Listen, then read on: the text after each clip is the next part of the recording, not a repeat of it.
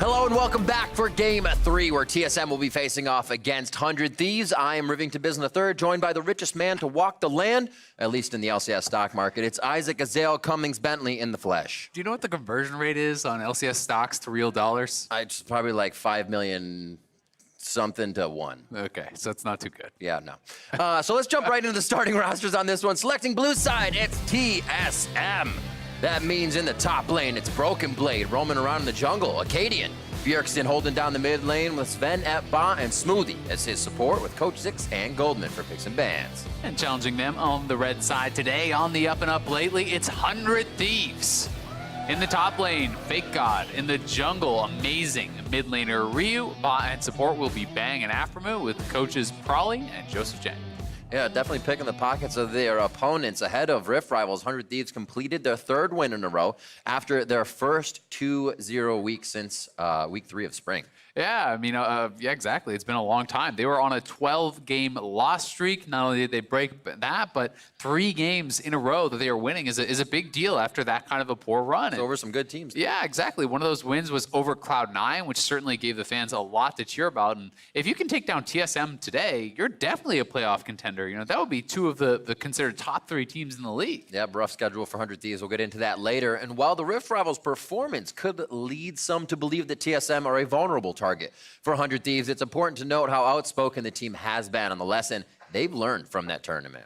Yeah, exactly. And you're going to hope that they can kind of apply those lessons fast. They did have a disappointing Rift Rivals, but still doing well in the LCS, only 1 win behind first place. And, you know, Smoothie, you know, was quick to go to Twitter and talk about how much he had learned, right? You know, the fact that he had been tested so heavily there and he felt he learned more in the 3 days than he had in the rest of the spring split. So now the question is, can they actually, you know, apply those lessons? Most people came away from this tournament saying, all right, TSM against the best in the world, you cannot afford to actually sit back and wait for them to make mistakes, sit back and try to scale and go late. We know this team is certainly capable of playing fast, aggressive as they did in spring, as they were successful with, you know, even against Liquid in the finals. So that is the kind of style I think a lot of people are saying, all right, if you've learned those lessons, let's see it. And there's been times at the end of splits where we hear TSM saying, we're ironing X out, you know, this is slightly changing. And as we were saying, this isn't that time to happen. They need to put that best foot forward and figure out what's going to work towards the end of the season right now.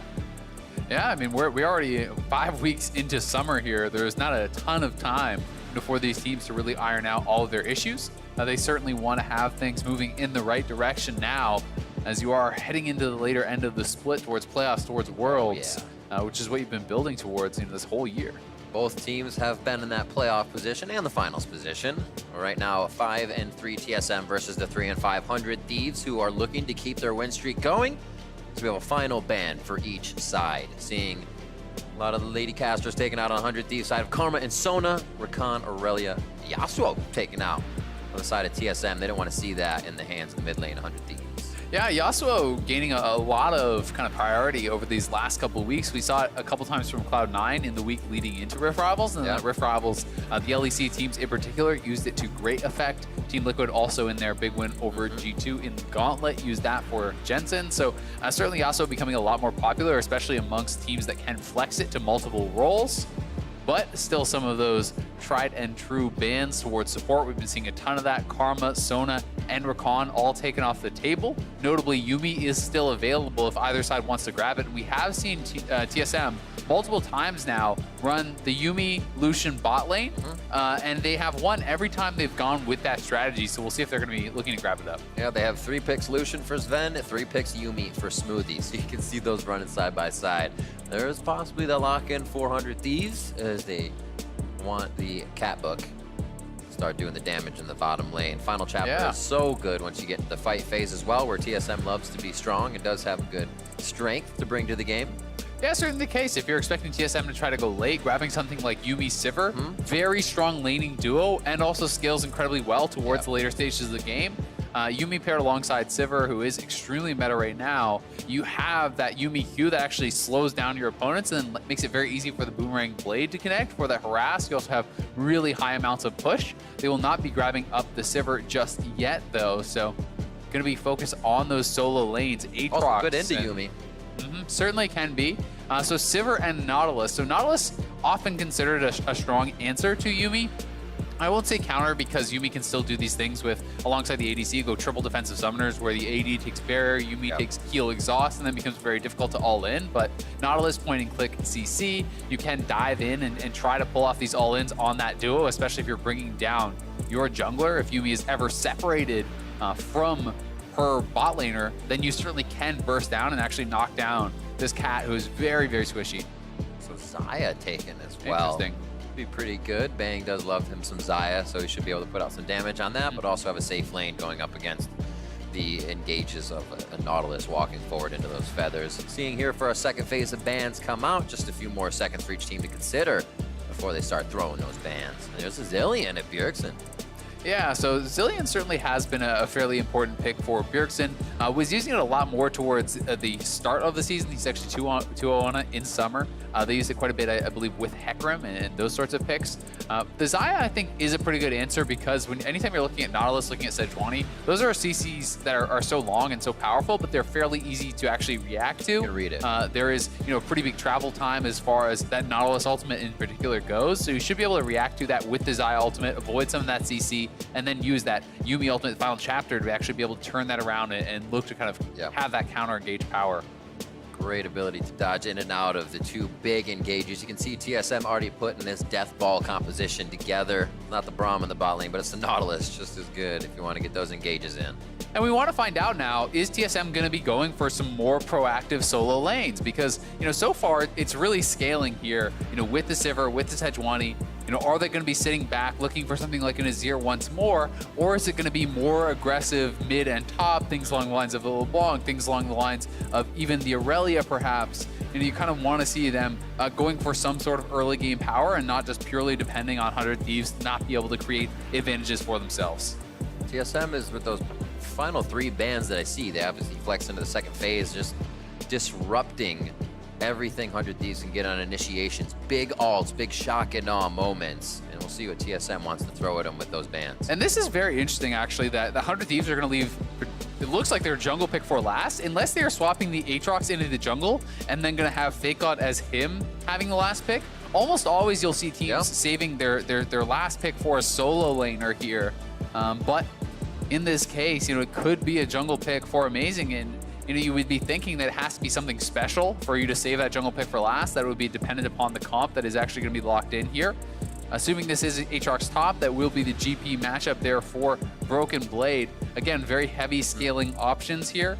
Corki, another really heavy scaling. So this does really look like all-in focus on late game once again here for TSM. This is scaling across the map, and it will set them up well to target that bottom lane, though, with the GP ult, with package roams here from Corki, and some really strong engage from their jungle support duo. Good look at Trundle here. You'd be able to steal from Sejuani. You also get a tank if Aatrox already is not slotting in for Amazing. Remember how outspoken he was and how big of a veteran voice he is for the team. They do go for that Trundle, which means the Aatrox is going top lane. Trundle will be a second pickup on that champion here. And as you were saying, he's aggressive. That Olaf, he could have played as well, but his 2 others are banned out in the Skarner and the Jarvan there. The Gragas doesn't go with the Yasuo. So we'll see if Amazing can do that once again.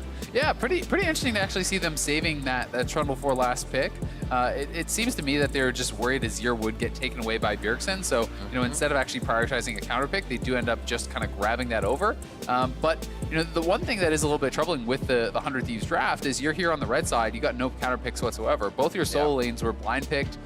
You had the answer to the Yuumi in the Sivir, that was taken away, the Nautilus as well. So TSM basically got to have a choice for every single matchup across the board, and that is generally considered to be the red side advantage. So we'll see if 100 Thieves have gotten themselves just powerful enough picks that the lane matchups don't matter as much, or if TSM will kind of be able to sit in this comfort zone and just scale up. But does 100 Thieves say, we wanted you to take Sivir? We wanted Which game is being played as hell? We'll find out heading into game 3 here. TSM versus 100 Thieves. 5-3 versus 3-5. As we're starting to get to that roundabout point of the split and see who can start that back half on the right foot. We're about to get into the rift and see if 100 Thieves can continue that big win streak. Yeah, going to be a big question for them, and also, finding out if TSM are going to look clean coming out of Rift Rivals. Certainly are not looking to play a more fast-paced game, at least as far as the composition is concerned, but TSM still could certainly make the move to try to play aggressive in these early stages, despite the fact that they do have a lot of scaling. But really, looking across the map, this does look like an all-in late game sort of style. One of the adaptations pretty cool here. You can see Acadian has actually gone Hail of Blades on the Sejuani. This is very much about the kind of interactions between Trundle and the Sejuani. Yeah. Sejuani does have that armor passive, Fury of the North, where if you have your Aftershock proc plus that and Trundle ult you can actually go into negative resistances as a Sejuani and becoming extremely squishy while making the Trundle that much more powerful. This will mean Sejuani is a little bit less tanky in the fights without the Aftershock, but likewise, Amazing won't have as good of a target to actually ultimate with that Trundle. And Hail of Blades makes you better in the early skirmishing in the 1v1s because you can actually proc your passive a lot faster with those 3 quick autos. Hopefully he'll be able to steal that Smoothie passes, or Smoothie resistances later, I should say. And once we get to that point, we're watching Bjergsen and Ryu in the mid lane, the Azir Corki. We've seen a little bit more Corki, these wave clear mids, keep themselves safe, and they can get to that fighting phase and have quite an impact. We don't usually see Corki that often, but when he do, he can definitely put some wild plays on the Rift, and it's very unexpected when he does. Kind of just blows somebody up from 100 to 0 unexpectedly. Yeah, I mean, Corki in that late game especially, once you can actually hit kind of that 3-item power mark when you have Triforce, IE, and then perhaps a Rapid Fire, those Triforce Rapid Fire crits are pretty insane. So, Rocket plus an auto crit can mean a lot of health is missing from someone very, very early on. And Acadian looking like he's looking for that level 2 gank. So they are trying to be very proactive here with this. But this was warded out very early. So we'll see if 100 Thieves are going to back off and kind of sniff this out. Should be spotted on the ward just now if he hasn't been already. I like the 2 feathers to the left. Flash forward. Oh, it's Afro Moo. Could take him down. First Blood's going to be in. They don't even have to lock him down with Acadian.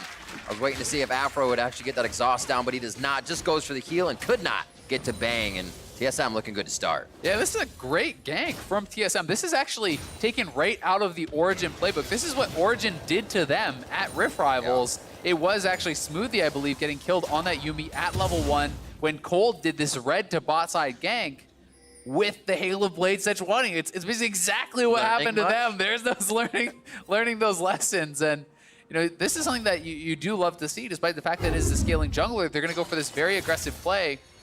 I would have thought he would be spotted earlier, but I guess he's just out of range of that vision from the ward. But then the flash hook pulls him out of the Yuumi W. So Afro was actually trying to W back to bang, but this did get changed a little bit ago, where you can actually be pulled out of that. You can be interrupted on your kind of W where you're connecting to your teammate.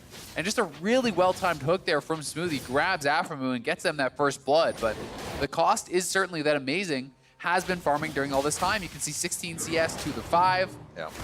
And he should be able to have priority on this Scuttle. He is up a level, so it does put Acadian back a little bit as far as the experience goes, but having the benefit of that first blood is going to feel really good. Absolutely, and it is a considerable change for Yuumi players. You could bait those hooks out, steal the hook, and deny it, almost Tom Kenching yourself. So having to play that in such a different way, we'll have to see if Alphamu's positioning changes just a little bit. He wasn't really out of position there. Smoothie did flash forward to get it, but it won't happen the same way 2 times in a row. Yeah, I mean, they even had the early ward in the river, but you can see the power of that Nautilus engage and the flash Sejuani as well, getting in there for a lot of early damage. And up here on the top side, Fake God certainly winning out pretty heavily in these trades, but the wave is pushing away from him, and he doesn't know where Sejuani is, so this is why he's kind of looking a little bit hesitant, right? He wants to actually get this wave in and reset that wave before he goes back to base, so he doesn't have all the CS actually just getting wasted away. Look at that barrel gold.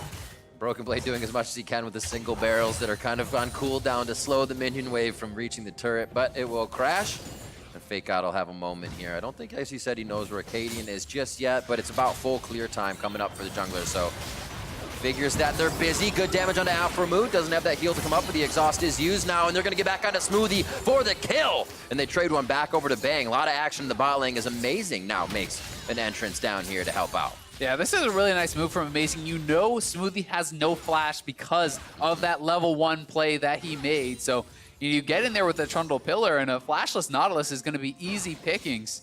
TSM, though, almost did trade back some kills. They got Bang and Alphamu very low here, and Here is Smoothie coming down. They walk right over towards him. Aframu is the target, kind of getting shredded down here very, very quickly. They decide to try to turn from the kill, knowing they're not going to be able to walk out and get away here from Amazing. But Bang and Afro just barely able to survive, and they do trade one kill back. And critically, this one goes on to Bang. This was not actually taken by the jungler, so will help to affect that 2v2 more than that first gank did from Acadian. I think that little cheeky bite by Amazing on the way out too denies Ven some damage, so he can stay healthy if he did want to return to the jungle. Onto the Scuttle Crab right now. It's going to be a lot of hovering on that bot side. Fake God and Broken Blade will just be 1v1ing for a while.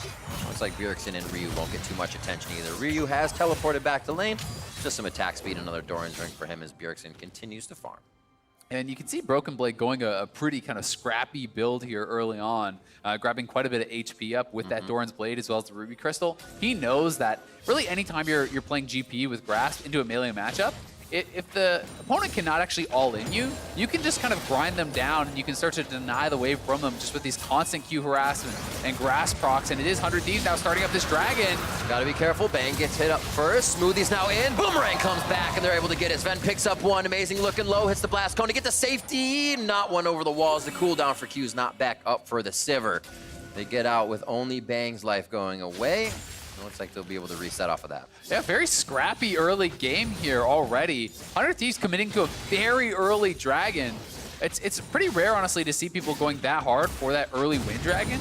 Usually the only time you're going to see people commit that early is for, you know, an Ocean or perhaps even an Infernal if your comp really calls for it. But they feel like they have priority on the bottom side. They can go for this. And note, it's on a ward. I'm not sure if they just actually didn't spot that or if they were just comfortable to do it right in their opponent's face. But GP has 6. They drop the ultimate. A great engage here from Smoothie. Aframu would have wanted to be the one to tank that up, then try to retreat back to Bang. Yeah. Instead, it is actually Bang getting caught with that. He doesn't have flash. He's not 6 for the ultimate to avoid, so does get taken down. A lot of action used. We usually don't see teams continuously going back at these down flashes, down summoners. It's kind of things go to the wayside. There wasn't vision there. We couldn't return. Now they are just punishing over and over. More agency towards the bot lane for TSM. Plates and possibly a dive. Yeah, I mean, they have 4-man bot here. They're actually trying to punish this 100 Thieves bottom lane before Bang can get 6. But you can see that 100 Thieves was rotating to actually protect them, moving over towards this blue buff so they feel comfortable to get back in there and start picking up this farm. So blue buff donated over to Ryu. Bjergsen will go back to base, and farming will continue here in the mid lane. Two of these really powerful scaling mid laners, and it's kind of just been an island up here for these top laners, scrapping back and forth, while all the action has been around that bottom lane. Thing is, Broken Blade has that upper hand. If he wants to stay and play up here, he can eat a few oranges. I hope he'll be okay for that, or he hopes he'll be okay.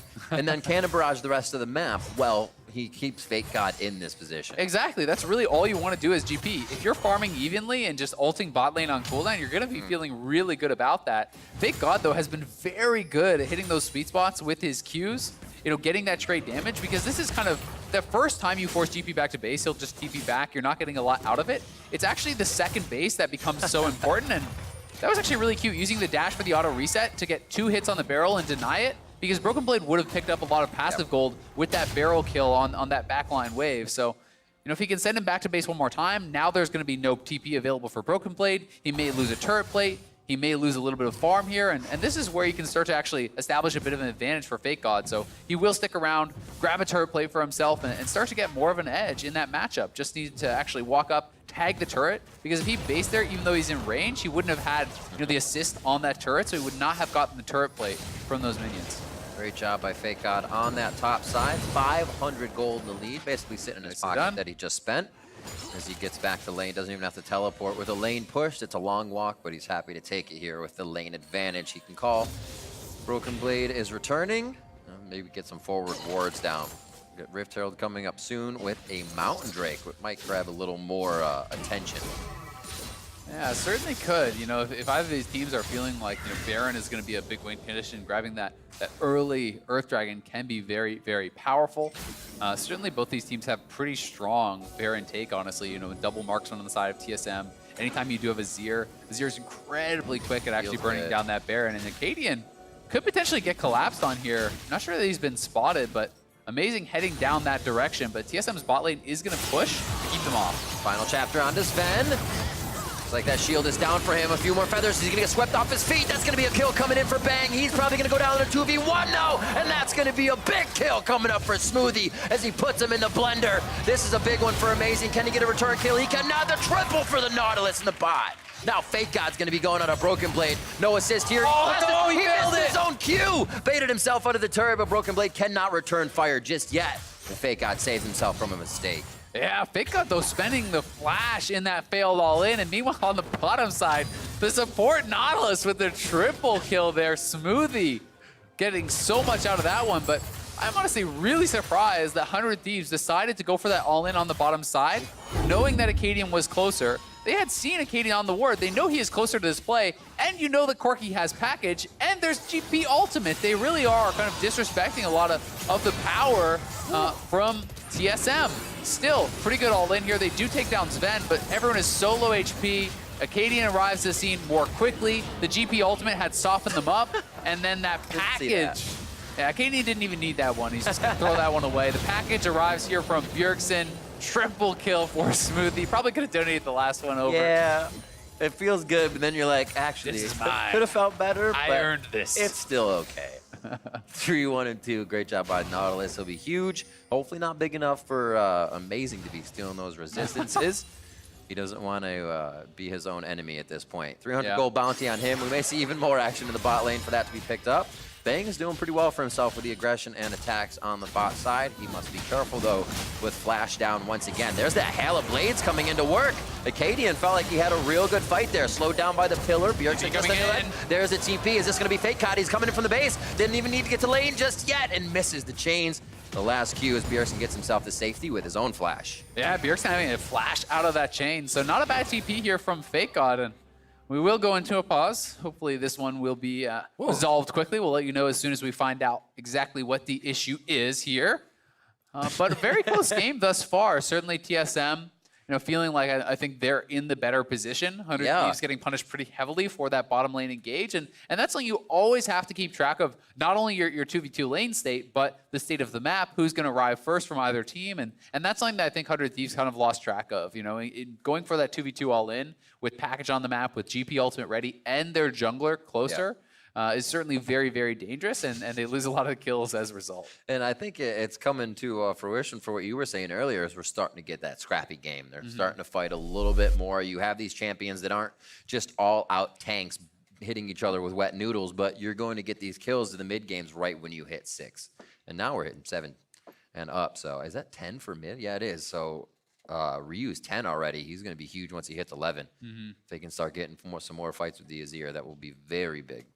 Yeah, it's pretty interesting. A lot of times these days you've been seeing, either kind of like Nashers paired up with Lethal Tempo, full-on kind of attack speed, scaling style of build here for the Azir. Or more recently, we've been seeing a lot of Luden's Echo, Sork Boots alongside Comet. So he's actually, that's kind of more of considered the early game poke style of build for Azir. And he has kind of taken a bit more of a middle road. So he did actually go Comet, but he's still building towards attack speed. So, trying to have a little bit of a threat with the poke in the earlier stages, while still kind of securing the late game a bit more, by going for the Nashers with the attack speed and the CDRs is going to be, more consistent DPS come late game team fights. And it's great watching really good Azirs in late game fights, because people that don't play Azir, he's got a lot of attack speed on his W. Once you get 3 soldiers up, and it's scaled all the way, I think it's 20, 30, 40, 50, 60. So up to 60%, something like that, on those soldiers when you have 3 out in a final fight. So if you're good at positioning your soldiers, you are just shredding people everywhere on the map. And a lot of times you lose track of that, and it becomes huge for Azir players that are good. You just take a chance at all those mistakes that people are making. Yeah, certainly. I mean, if you step forward, a little bit too far, you make that one mistake, because it can chunk you for so much of your health. If you walk into those kind of chokes as well, playing around Baron, playing around Dragon, if you're having to engage through multiple soldiers being set up from Azir, it becomes extremely difficult. Especially when paired alongside the Trundle, who's going to make sure that there's not any kind of like overwhelmingly strong tank in the front line. And that's something that I think Under Thieves will have, very powerfully as far as, playing around their comp. They can kind of play, in these chokes and in these corridors where TSM will have to engage not only through the pillar, but through the Azir Sand Soldiers, through the feathers from the Xayah, as well as the final chapter there. There's a lot to be remembering. Like, there's a lot that you actually have to engage through. So despite the fact that you have Sejuani and Nautilus, if you've kind of failed that initial engage and don't kill someone, you're going to be getting rooted up, you're going to be getting slowed, and you're going to be, potentially in a lot of trouble. Just waiting for things to be fixed. A quick freeze on the screen. Obviously, that game has to move for you to be able to play it correctly. So we'll get that fixed up, a quick restart, and back in for everybody. You can see the gold on your screen. Actually pretty even as TSM employing a few of the strategies that they did say they had learned from the Rift Rivals competition. We got a very early gank down towards the bot lane, and oddly enough, it was on a Yumi, so basically rinse and repeat on what happened to you. So a good start there, but a lot more action bot lane has kind of started to tip the scales back and forth, and we just saw Smoothie getting a triple kill on Nautilus. Yeah, and it is nice to see them kind of implementing this strategy that was used against them. Certainly people not expecting the level 2 Sejuani gank, but it can actually be pretty strong, when paired up with something like a Nautilus that sets up for it, that does have that hard engage if you're willing to commit to that sort of style.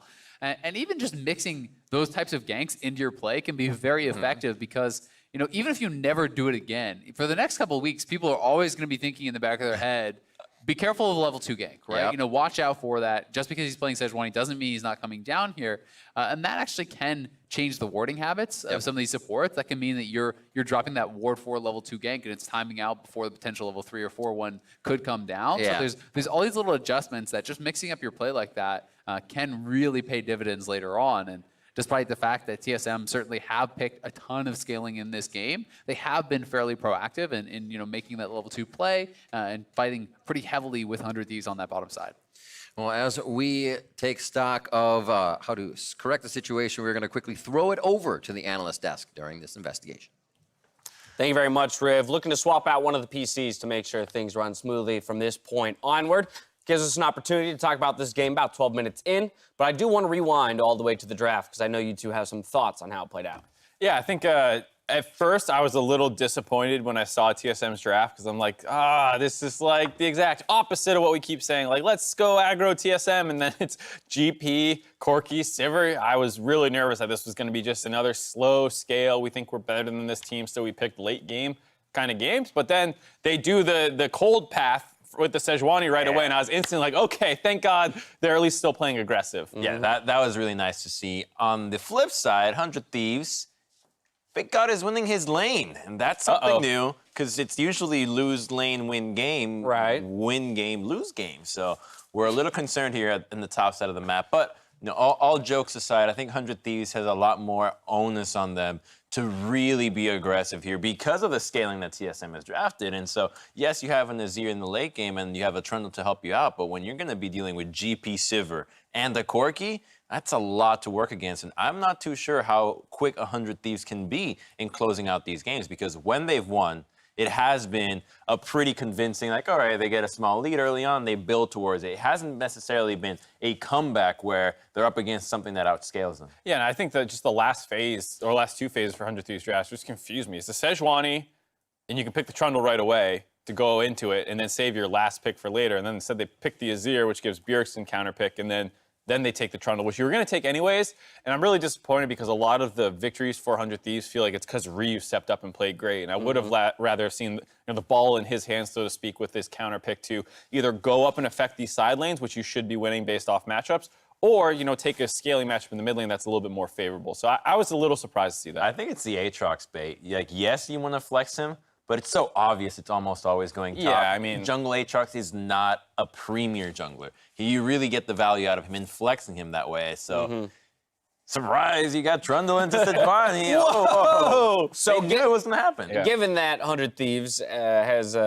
probably, as you mentioned, has the onus on them to make things happen in the early game, and with Fake God currently winning his lane, where should 100 Thieves be throwing the resources? Do you keep going to the top lane, or should it be elsewhere? So I think they started with global objectives. That's why they went for a very early Cloud Drake. I mean, I believe it was level 3 for their bottom lane, level 5 for the jungle. So very early on, they did lose almost 2 members for that. So prioritizing those. Rift Herald's a great objective to go ahead for. Maybe make a roam to the top side of the map. If Fake God has pressure there, get a Rift Herald, pop that in the mid lane. You get that first objective, push the Corki back. His package is no longer very powerful. And then Ryu gets unlocked where he can start roaming and affecting the map. Yeah, I think you have to go top just because they've already tried bot lane and you have a GP on the enemy team, so he was able to contribute with his ultimate, and that got turned super quickly, super hard. It might be too late to even hope of fighting bot lane again.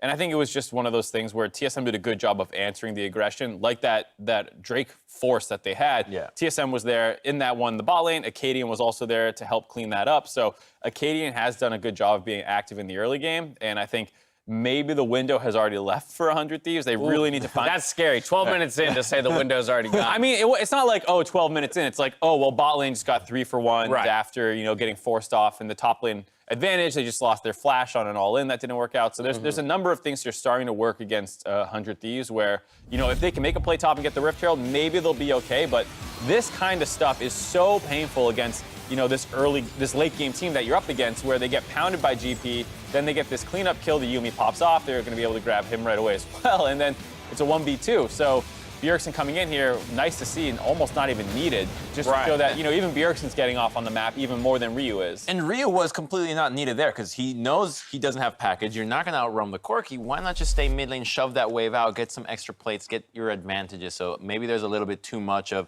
I want to help my team instead of getting those individual leads. And something I've been noticing, I know you've looked at it too, the control wars in the back of the Dragon Pit, you got to check that. A lot of teams are starting the Dragon thinking, oh, there's no initial wards on the outside. We still do it. You pull it out a little bit. But the wards in the back of the pit are giving it away. That is why they died, because they didn't clear out the vision. Got to check that vision when you're starting up the global objectives. We're only 12 minutes in. Watching some of the Rift Rivals competition that's taking place over LCK, China, LMS, there is a lot of focus being thrown onto the Rift Herald within that tournament specifically. More so than it appears I've seen domestically here. We're talking like 10-minute rushes, like full-on 5v5s for the Rift Herald, immediately go to a lane, look to take first turret. I just want to, one, get your assessment on that as a strategy and whether or not it's really worth that much of an investment. But two, whether or not teams in North America, especially ones that draft themselves into positions like 100 Thieves, need to be looking at more as an actual win condition in these, this time frame of the game. So I think the Rift Herald rush is emphasized by certain champion matchups that you have. So let's say you have an Aurelia, a very snowbally pick. If you can get a Rift Herald early and then give solo gold away to that hero and then take away a turret, all of a sudden, the amount of gold she has is ridiculous. You need 2 to 3 people to send over to deal with her. So if you're capable of snowballing quickly, getting an early Rift Herald is the way to start snowballing and catapulting that lead into an insurmountable advantage. It reminds me of the old Dragon fights we used to see back in Season 3, Season 4, where both teams handshake, we're going to be up at the Dragon at 10 minutes. Oh, you have Rumble? Well, we have this. So, and both teams would just pick big AoE team fight comps and fight there. And I think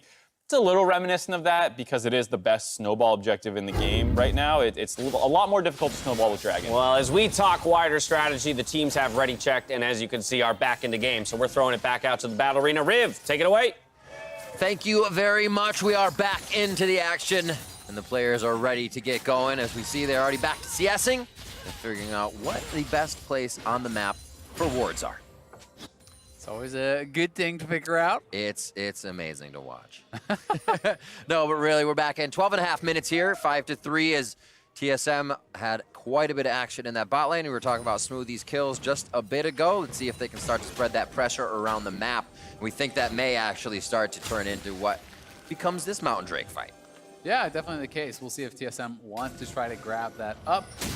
They are certainly a team that is going to have a very, very powerful late game, and now starting to set up in the 100 Thieves jungle, taking away this blue buff, denying that from the Azir. Feels good. Go back, grab the Scuttle, look towards potentially that Earth Dragon, which would be very, very nice at kind of opening up potential Baron rushes and that sort of play. But TSM is not really on the clock whatsoever. They can afford to play a little bit more slower pace, and even looking to set up potentially a dive here.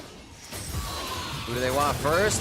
Featherstorm is there. They start to use a few of the ultimates. Final chapter goes out. Bang is getting very low as he gets knocked up and taken down. Aframu, one more shot. That's the double kill they wanted on his Sven. Ryu's here to try to pick up the retribution kill as Emperor's Divide knocks back Acadian. And Bjergsen's over the wall as they're on the hunt. Not looking good for Ryu. Does he get one more? Smoothie goes down.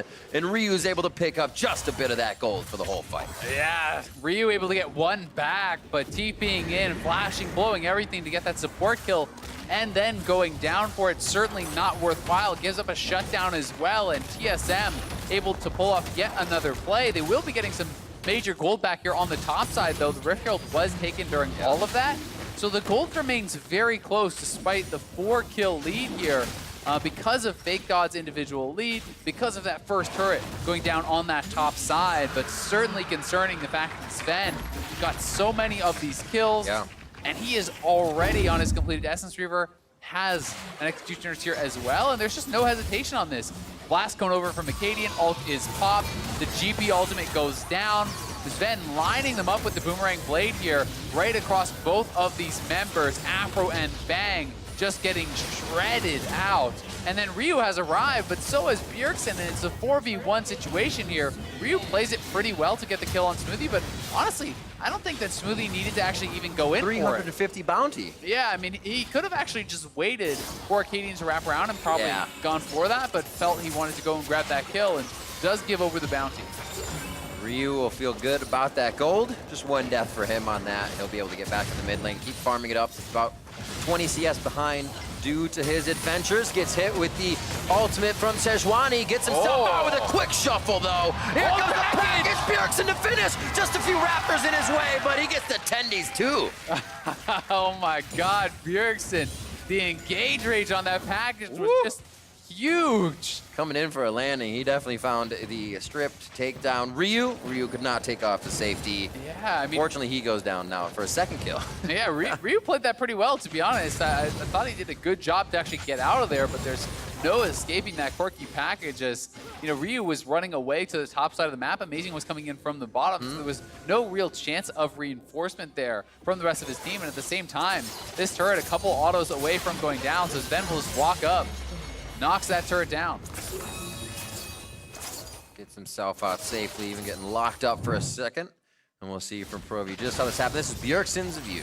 Yeah, and this was just a great engage, honestly, from Acadian. Nails the ult out of fog, and then the presence of mind to actually think you can go for this. He sees that the Trundle is coming up from that bottom side. They know Aatrox could be coming, but if you take down the mid laner, you have an odd number fight regardless. So comfortable to make that package engage, and just really nice stuff here from Bjergsen. Comfortable in the eyes of danger. 1-0-3 for him. You hate to see it. You hate to see it. Krug fight and amazing. What will happen? Who knows? We'll be back at 11. Yeah. So for this one, we will have to see what's going on. Looks like Sven is having a bit of trouble, so we'll get him chatting up with QC to see how to get him back into game right away. Still action-packed. Nothing has really slowed either team down here from the first pause, so I expect to get right back into it and see what can be next for these teams. You have a turret down now on the side of TSM in the top lane. Broken Blade's going to either have a chance to farm at second tier or get his Roman down towards the bottom, because they did also take down the bottom lane. Next lane, though, could be mid for both teams to focus. Yeah, it certainly could be the case. And right now, it's kind of this, you know, tale of two lanes type situation where you have Sven, you know, very ahead on the bottom side. He's up over 1,000 gold. And then you have that top side lead for the Aatrox where, you know, we have Fake God up 1,000 gold himself. But the problem there is it's going to be a lot harder for the Aatrox to actually push his advantage now that GP has a Triforce, because the wave clear becomes so strong for the Gangplank that if you're just sitting in that 1v1 as the Aatrox, very likely you won't really make any progress past this point. GP can sit back, you can one-shot the range creeps with your barrel chain, and it really does get difficult to actually keep that pace of the game up. So I think it's going to be more on Fake God to start getting out on the map, looking to roam around and trying to make things happen elsewhere. Otherwise, it does feel like TSM is certainly in control and are going to have an easier time kind of just moving their Sivir around the map, who is already really, really strong, and just constantly fighting around the Sivir. You know, you pop the Sivir ultimate, you have two great forms of engage from the Nautilus as well as the Sejuani, and really, if you just fight where you're strong right now, which is around those double marksmen, TSM is going to be in a great spot. And it's so much bigger too. That advantage of TSM do get a fight. They have a composition that continues to run through waves and the turrets, so it becomes so much more of a problem for 100 Thieves if they do lose even a little bit of ground here. You have to worry about all that area effect, global ultimates words that the team can use with Gangplank and working off the ball in that situation. Yeah, definitely the case. So Sven just restarting his client here. And then we should be good to go. So I saw some ready checks going up in game, so shouldn't be too much longer, hopefully. And yeah, I mean, having that double marksman composition, having multiple forms of engage there with the Nautilus and Sejuani, as well as in GP Ultimate, as you're pointing out, it does make it pretty difficult to actually escape that engage 400 Thieves. Gangplank just drops the ult. The slow is actually very significant on that. And that, in addition to the Sivir speed up for those tanks, is going to make it really difficult for 100 Thieves to actually stay safe. So we'll see if they can really get any sort of kind of turnaround in this game through their playmaking, but it doesn't feel like they have super explosive engage besides perhaps some sort of Rima shuffle engage. Right. So we'll see if Fake God is able to get on the map and really make anything happen. And you can see he's walking down towards the bottom side now. He's not just heading straight back up to the top lane to match that Gangplank. So he may be trying to get on the map and make something happen here in these next couple minutes. I'm trying to think if there could be like a sick Yumi as your engage, but then you're shoving people back. So somebody's not going to be in the final chapter. You either have your back to the enemy or you get the people in the front. But if the distance you can clear is definitely what Yumi wants. It's just how can they make it happen. Dub towards that top line. We see Broken Blade and Sven able to take down the turret themselves. We were just talking about Broken Blade a bit ago to take stock of his Serpent coins. He's about 400 coins in. He'll need 500. Probably look for Death's Daughters first. Do a little bit more damage in the center of his cannon barrage. We'll keep track of that as he starts to upgrade a bit. He's 0-0-5, so for being pushed in by Fake God, he's had a fantastic lane, as we said before. Yeah, and I mean, that's kind of one of the benefits that GP does have, right? You can just actually farm safely under your lane and you pick up those assists just through the ultimate every time. He actually just dropped his ultimate now towards that bottom side, I believe, to clear up a wave. Yep. That Fake God had actually, pushed in there. So now here is Broken Blade looking around that mid lane, but all this wave clear here for TSM is going to make it difficult for them to really push in. And it seems like TSM is just committing to this topside push. Ooh, nice flash. I think that was a Featherstorm and flash, to be correct. Bang gets himself to safety. Both teams mirroring each other on opposite sides of the map here. So I think 100 Thieves might pull back, however. Yeah, it's pretty dangerous now for Bang to actually stay around because Nautilus ultimate was not used. So if you walk up, you have no flash, no ulti. Nautilus can just point and click ult you and take you down. So he knows he has to now give up the turret. That's 2 turrets down on the top side of the map before 100 Thieves even got anything on the bottom side, thanks to the GP ultimate to clear out that first wave. So Fake God eventually will trade something back, but again, you're seeing how much more difficult it's going to be to actually push the advantage with the Aatrox compared to that of the Sivir. And it's hard to stop TSM when they're one step ahead, where they already want to go next, know where they want to go next, rather. Coming out of the base, rapid fire Essence Reavers for Sven. He picked up that Executioner's Call very early, even before the rapid fire was starting to get built up. So he knows the danger of health regeneration on the team he is fighting in 100 Thieves. Yeah, I mean, I think it's actually a really intelligent buy and one that's often overlooked by pro players. This is an 800 gold investment here. You're still getting 15 AD, so it's essentially 1.5 longswords worth of AD. And the Grievous Wounds is actually very powerful against the Trundle ultimate. There's a massive amount of healing there. Yumi, the Zoomies is healing nonstop. You also have to remember that Aatrox in his ulted form has a tremendous amount of amped healing. When you actually pop that ultimate, you're healing for so much of the damage, 55% amp on that. So you're actually cutting down a ton of that self-healing, and you're ricocheting it across all of these different members and reducing multiple sources. Hard to do that as really any other bot lane AD.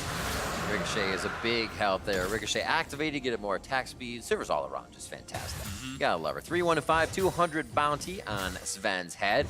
He's feeling pretty good this game as Broken Blade looks to clear top side here from Fake God.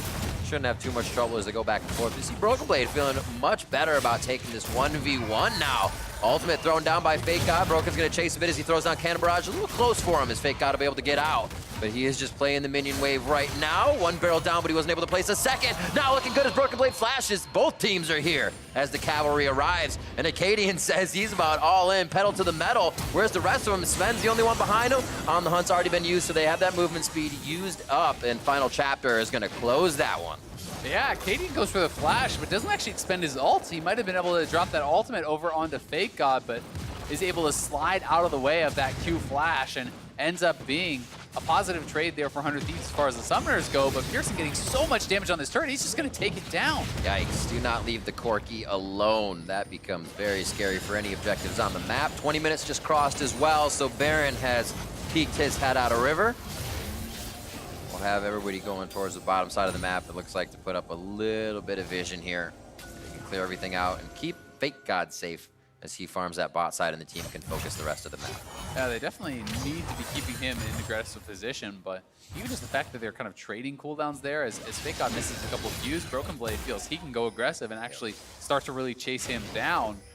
And we do see double Mountain Dragon now on TSM. Is going to give them the opportunity to really burn down that Baron if 100 Thieves are ever really not paying enough attention to it or keeping vision on it. You can see all the emphasis kind of on wards in this area now, 400 Thieves.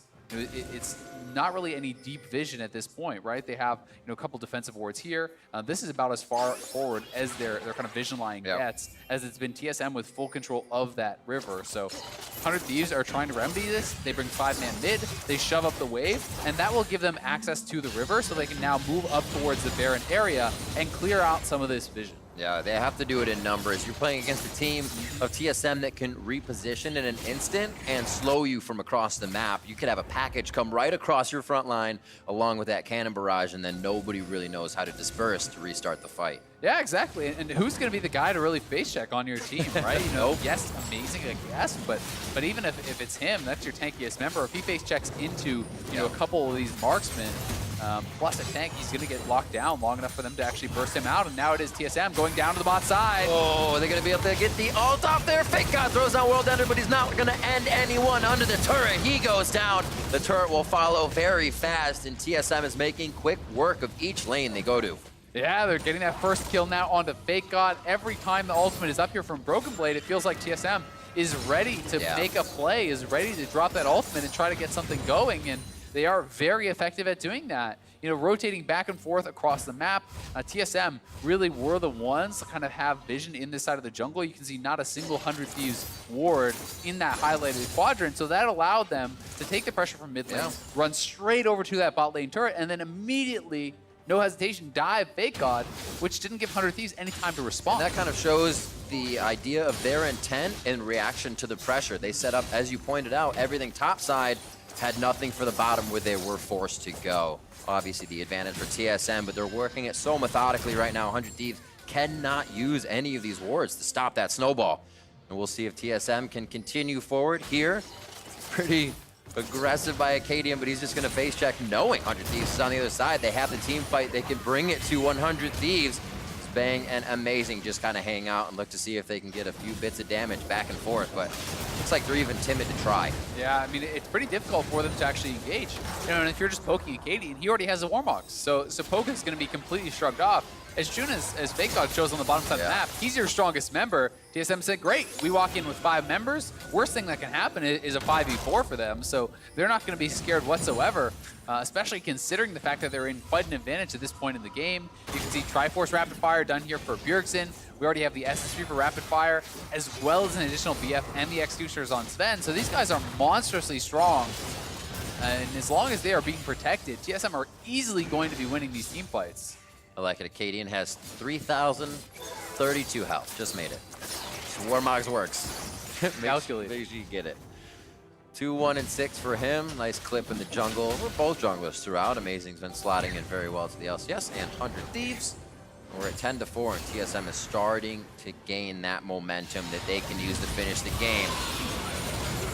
Good attack, nice damage on the Bang and Amazing. On the Hunt's not going to take them under the turret just yet without a minion wave, but they are going to be able to aggress enough, maybe to tempt Baron, call 100 Thieves into a position where the fight is not in their favor. Yeah, I mean, that was Bang actually just TPing back in to that lane, so TSM decides to make a go for it, and they do get Bang's ultimate out as well as the TP. They expend Sivir and GP ultimates, but now Fake God gonna be getting poked a bit here. Threw down his ultimate, not going to be able to get the reset on that one. Broken Blade as well, doubling down on that Executioner's calling quite early. Haven't mentioned it just yet, but you can see how much TSM has invested in shutting down the healing and regeneration of 100 Thieves. There, they apply a little bit, and 100 Thieves is going to have to go home to heal that one.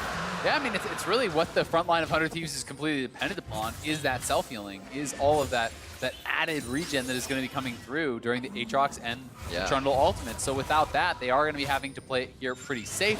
So TSM, they force out those 2 ultimates, they push up the mid lane, and that allows them to have access to that Dragon Pit. So another objective there grabbed for TSM. And they, again, continue to run the map here. You can see now moving into that river is Smoothie, and he's going to be just clearing out these wards. This back and forth battle will continue, but it does feel like TSM is inching forward and forward, you know, getting more and more ahead here of 100 Thieves. I've always thought that TSM's gameplay seems very smooth when you get Bjergsen back on something like a LeBlanc, like a Corki. He's in the side lane, he's creating pressure, and the team's always able to kind of orchestrate whatever they need to do accordingly, and then he's back in with the teleport. Seems to work out very well for TSM. Yeah, certainly. I mean, Bjergsen is definitely an excellent Corki player, and you know, in this point of the game, you know, he has a nice advantage. His team is running the map, so there's no real threat of him actually getting picked off in the side lanes a lot of the time. So he's going to be maximizing his farm, and you know he's going to be showing up big in the team fights. You know, as he's approaching that 3rd item, and that is kind of what we talked about earlier in the game, is when you do hit that Infinity Edge on top of your Triforce Rapid Fire, the Rapid Fire proc, on addition to the Sheen proc from the Triforce, if you get a crit auto, that alone can put someone out of the play. Oh, that hurts. Back spikes. He's okay. Needed a serious shuffle on that one to get out. But this isn't good. 100 Thieves shouldn't be getting toyed with, if you will. TSM knows they have the upper hand, and that was just a small mistake. They're waiting for the slightly bigger mistake, and that's just going to be a champion down for 100 Thieves. This is actually pretty clever, though. They're trying to go in and clear the wards, but they're going to get picked. Oh, Ryu back in one more time. Shuffles back in and out, but how much can they do this? They are testing the waters. Broken Blade and Sven trying to move forward on the hunt. Nice barrel shot to Amazing to knock him down a little bit more in preparation for Baron. Yeah, TSM will just start the Baron up off of that. 100 Thieves still has no vision in the pit. Amazing is walking over, but you have no flash. There's no way he should be able to get entrance into that pit. Subjugate is up, flash is down. Smoothie's gonna go in, he's not that tanky. Almost takes himself out. 200 HP for the Nautilus. Amazing's gonna be the next one going down. Boomerang comes back and cuts the ankles out from under Amazing as he goes down. 11-4 for TSM now as they grab Baron, and they'll have mid lane. Yeah, Sven has hit that 3-item Sivir. They are gonna be pushing up here, and 100 Thieves are up against it. These 2 marksmen are by themselves, though, so they have to be a little bit careful here. Oof. Everybody's testing themselves to the fullest limit here for TSM, pushing a little bit more, and 100 Thieves do not bite back. TSM going to the perfect boundary on that one, and they will head back to base, even if they have another wave. Okay, I thought Sven was going to stay with Smoothie for a second, but here is the Baron once again. Yeah, and this was just really nice from TSM. They had 100 Thieves kind of poking in with Ryu and Aphromoo to clear out wards. They had seen them do this a few times, so they just actually lay in wait. Acadian uses the ultimate on Azir when he came in initially. That pushed him back to base and allowed TSM to just go straight onto the Baron.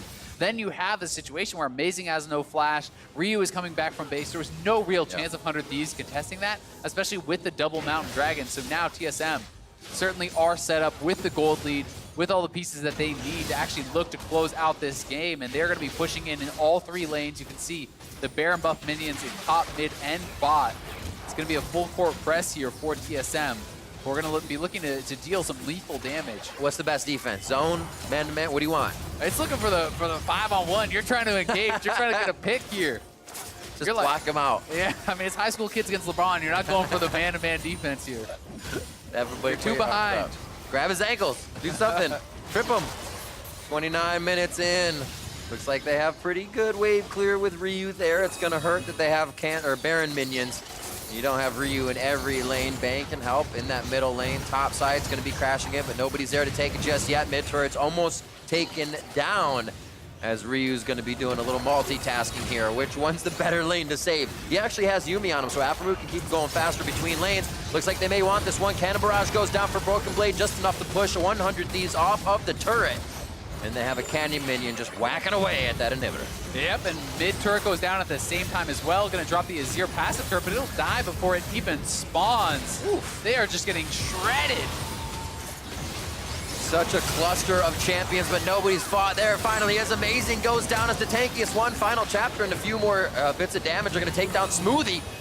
They lose Fake God right under the Nexus turrets. TSM is making chaos out of 100 Thieves base right now. Flash for flash is Bang and Bjergsen go toe-to-toe for a moment. First Nexus turret goes down. TSM looking for a 6-3 record here in the summer split, and they're going to find it by taking the Nexus down. Bang doing what he can to pull the feathers out and give TSM a what for, but he is just going to hit the floor. TSM have the Nexus. That's a double kill for Bjergsen, and TSM take victory. They're going for the Nexus over dive. 100 Thieves. Man, what a game.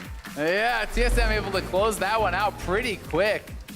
30 minutes, 28 seconds on the clock as the Nexus does fall, and that was a very well-played game from them. So much focus towards the bottom side of the map. They had a lot of scaling, but were still able to find ways to be fairly proactive on the map, utilizing GP ultimate towards the bot side, this cheeky level 2 gank from the Sejuani, and they just kind of kept the pressure up, despite the fact that Fake God was able to actually get a pretty decent lead up in that top lane 1v1. It's so hard to actually extend that when the rest of the map is losing, and Gangplank has such solid wave clear. So credit to TSM, good play in the early game, and able to secure that Baron very easily and close out the game. Absolutely. 100 Thieves, I feel, found the right points to kind of counterattack on TSM. I think TSM really got ahead as well around the map, as you were saying, but coming out of the base, knowing exactly what they're going to do each time, and when, as I said, when they get ahead, that next thing is something you can't counter. You fall farther and farther behind, and they're very good at keeping that pace. Yeah, they certainly are, and they had kind of all the tools to do that. Multiple forms of engage. With the Nautilus, with the Sejuani, you have the Sivir to speed up your team while slowing down the other team with the GP ultimate. You had tremendous amounts of scaling and mixed damage with the Corki dealing 90% magic damage, the Sivir all physical, and they kind of hit this point in the game where it's just like critical mass, right? You have the IE rapid fire Triforce on your Corki. You have 3.5 items on the Sivir. There was just nothing that 100 Thieves had to really compete at that point. And when you don't have like a hard engaged style of composition, even getting picks on someone split pushing becomes very hard, because what's your hard engage? You walk up, you throw up the Trundle Pillar, you hope that your Azir can dive in and sweep the whole team back, but Azir can get 2 or 3 shot by the Corki and the Sivir, so good luck doing that. Yeah, coming out of Champion Select, we talked a little bit about how the Sivir was taken away, then played against Yuumi, not with Yuumi, and how things seemed to kind of fall for TSM, and 100 Thieves then was kind of picking up the pieces. I think we also saw that as the fights kind of panned out, and we saw how they were working, and that Trundle not getting the Sejuani. TSM knew what they were doing the whole time. So let's send it down to Pastry now, who's standing by with TSM support. Thank you very much, Riv. Yes, I'm here with Smoothie from TSM. What a win to kick things off after, I know, a tough Rift Rivals for you personally. What does it feel like to be back winning on the LCS stage? Well, I mean, G2 definitely challenged us, or all the LCS teams challenged us a bit harder than LCS teams, just a little bit. But I think that after Rift Rivals, it was a really big wake-up call, and we were definitely not good at the time, but I think slowly we're getting to where we want to be. And obviously the turnaround time is quite short, but were there any specific things that you and the team were working on kind of coming into this weekend? I think just expanding our champion pools. I think that all the European teams play such a lot of picks. The champion pools are really huge, and it's just really hard to play against stuff you've never prepared against. So I think that will be a really strong thing that a lot of NA teams will be working on. And then, of course, tomorrow you are looking to sweep the weekend, as usual, here for TSM. But you're up against CLG, and in particular, you'll play the old TSM support in Bifrost. Are you looking forward to that matchup at all? Yeah, I mean, I wasn't really a part of the whole TSM-CLG rivalry when it was like really, intense. It's been like 1,000+ days since they've last won versus TSM. So, I mean, I don't know if it's a rivalry now, but it's always fun to play against CLG. All right, well, thank you very much, Smoothie. Congratulations on your win today. We are going to throw it back to the State Farm Analyst Desk. Thank you very much. Pastry time. TSM picking up a win over 100 Thieves here. We had the opportunity to take a look at the game 12 minutes in a paused state, and we were talking about, at that moment, 100 Thieves being on the back foot with the onus of having to make something happen before a certain time in order to come away with the victory. We'll call that 25-ish minutes just based on the scaling. So I want to isolate that 12 to 25 minute period of the game and really identify what, if anything, were 100 Thieves options, how they matched up to those options, and then ultimately how TSM prevailed. That's a lot. It's but a we lot. Can do it. Dive in. I believe it. All right, let's I do believe it. in you. All right, do it. step one, the Rift Herald. Going for the Rift Herald when your bot lane is getting 3-man dove is unfortunately not really the right play. You want combative options right now for 100 Thieves. You want them to fight you with the Rift Herald. You want to fight them in the bot lane to protect your turret. You don't want to go for trades right now against a team that's going to outscale you. And unfortunately, that's kind of what they got. Yeah, the trading was a big deal. I think the objective control around Dragons was also huge. And losing a kill in the mid lane does lead to losing Dragons quicker than pretty much any other lane, because that mid lane pressure really translates into more. So Bjergsen getting the best out of Ryu is not the best. And this is the matchup that Fake God was initially winning, which then allowed Acadian to start influencing. And this, unfortunately, is the power of Sejuani. It doesn't matter that you have Trundle that can counter it. Sejuani just has a much easier time interacting with your lanes, making plays happen around the map. And if you can get that job done, then you never have to worry about getting your resistances absorbed and being weakened. You are always a man ahead. And to be fair, you know, given that they were already roughly 1,000 or 2 goal behind at 10 minutes, that's a really difficult spot to play. Yes. And from there, you know, the top lane snowball is your best bet since bot lane's already gone south. But then, you know, TSM with the GP is totally fine to just ignore top lane if they want to. So it is kind of hard to force TSM to fight you with their comp. And that's what happened, you know, 100 Thieves like, we're doing Rift Herald. TSM was like, okay. Right. I don't care. You were already in a bad spot at that 12-minute mark, so I realized, you know, in asking to isolate the 12 to 25 minutes. No, it's fun. Right. It's a fun thought exercise, but then we can also, you know, kind of use that 12 to 25 minutes and understand how difficult it was for them to do it or how bad a spot they were in to relook at that first 12 minutes and say, okay, then if you were going to draft this composition, how did you need to play in order to be in a better spot at 12 minutes? Again, you did have a winning top side, but 100 Thieves hasn't played around Fake God as a win condition since he's joined the lineup. Maybe with Someday in the roster, but not with Fake God. Exactly. They're a lobster in a boiling pot of water. The only thing they could do is muster up the strength to just somehow just take the lid off, which is something that they've never done before, which is in Fake God. Fake God has never been the guy in 100 Thieves that does hard carry, which is why the Rift Herald is even harder to use in the top lane. I know we were saying maybe go to the top lane, but thinking it over, you've never done this before, and this is not a player that is even used to. His motto is, I lose lane and then win game. Yeah, there but are other parts of the map. At some point, you kind of got to learn how to do it. And, you know, I don't mind them trying this game. I just wish, like we already talked a little bit on the draft, I just wish the last phase of their draft was different to get a better mid matchup and one that really works to reuse strengths of playing the map very well. This wasn't it, and Trundle's not great for diving to snowball. Like, the whole thing, like, kind of came apart. So I wish they had a little bit more proactivity out of the mid-jungle duo, because that is what seems to be working for 100 Thieves right now, and that's where they actually had the least proactivity. Actually, if you think about their comp, 100 Thieves, not a single ounce of actual hard CC, just little knock-up from Aatrox. That's about it. There's Pillar, there's Azir Wall, and a slow from Yuumi. That's it. Roots of Zai, you're still able to use abilities and cast spells, so there's very hard. Maybe draft a little bit more hard CC, make it easier on yourselves. From the TSM perspective, yes, they came away with a win, but how well did they reassure you coming off of Rift Rivals here? Because we talked about them, sure, being a little bit more proactive in the early game, but the picks didn't necessarily align with more aggressive playstyle in a lot of ways. Yeah, and I'm a little torn on this. I know Crumbs is very negative on TSM. I'm torn. Oh, you're torn too? Okay, because here's the thing. Acadian, as much as I think he is the right choice, hasn't really shown it on the LCS stage yet. So I'm happy if you just get some wins under his belt right now, because as much as I was the Elise guy at Rift Rivals. In NA, he's been the one losing all the time, while Grig has been the one picking up wins. So I'm fine with the scaling comp that they played more aggressively. Is it what I want exactly? Step in the right direction? Yeah, exactly. It's like, it's not perfect, but by week 9, we want to see some more. When we return, it's Golden Guardians opposite Optic Gaming. That was the tough one. I'll meet us back here for Game 4 after this.